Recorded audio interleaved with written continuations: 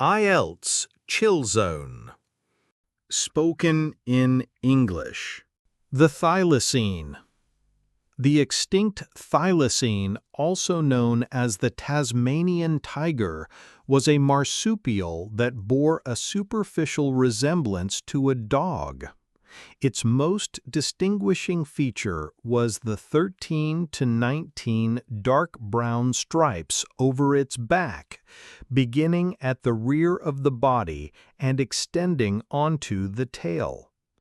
The thylacine's average nose-to-tail length for adult males was 162.6 centimeters, compared to 153.7 centimeters for females.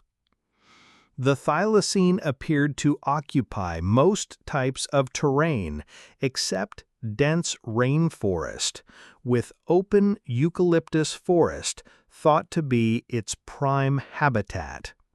In terms of feeding, it was exclusively carnivorous, and its stomach was muscular, with an ability to distend so that it could eat large amounts of food at one time, probably an adaptation to compensate for long periods when hunting was unsuccessful and food scarce.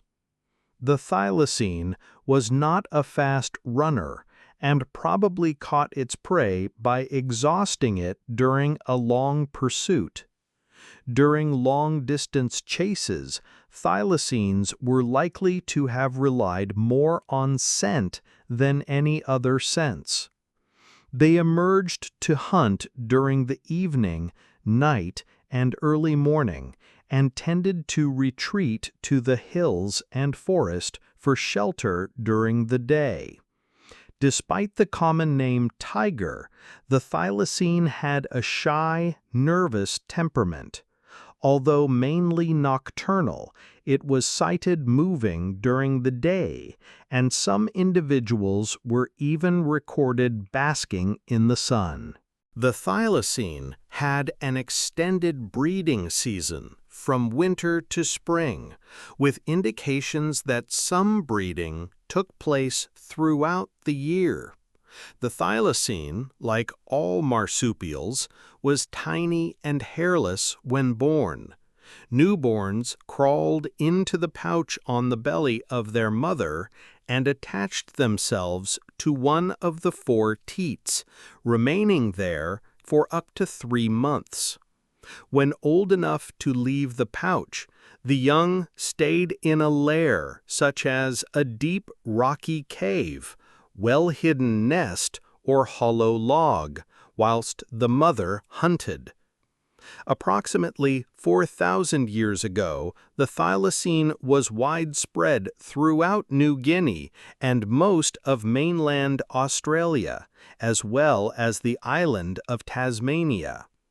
The most recent well-dated occurrence of a thylacine on the mainland is a carbon-dated fossil from Murray Cave in Western Australia, which is around 3,100 years old. Its extinction coincided closely with the arrival of wild dogs called dingoes in Australia, and a similar predator in New Guinea. Dingoes never reached Tasmania, and most scientists see this as the main reason for the thylacine's survival there.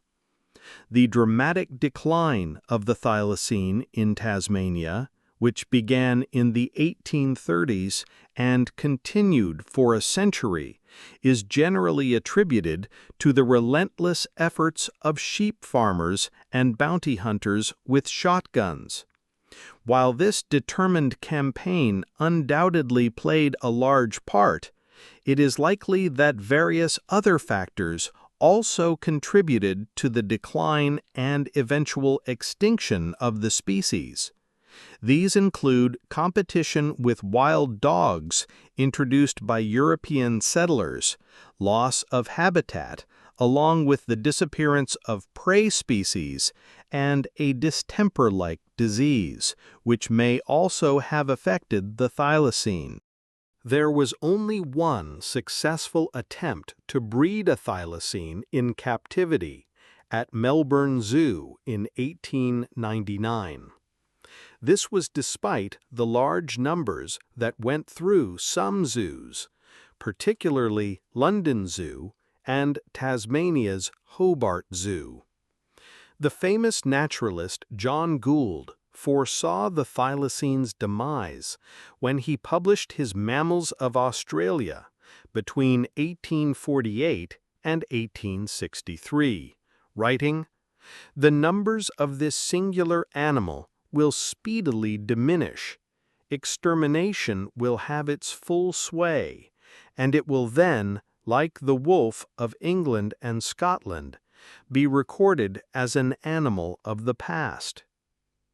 However, there seems to have been little public pressure to preserve the thylacine, nor was much concern expressed by scientists at the decline of this species in the decades that followed. A notable exception was T. Flynn, professor of biology at the University of Tasmania. In 1914, he was sufficiently concerned about the scarcity of the thylacine to suggest that some should be captured and placed on a small island. But it was not until 1929, with the species on the very edge of extinction, that Tasmania's Animals and Birds Protection Board passed a motion protecting thylacines only for the month of December, which was thought to be their prime breeding season.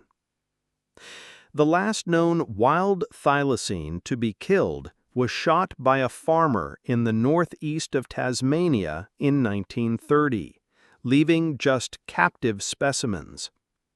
Official protection of the species by the Tasmanian government was introduced in July 1936, 59 days before the last known individual died in Hobart Zoo on 7th September 1936.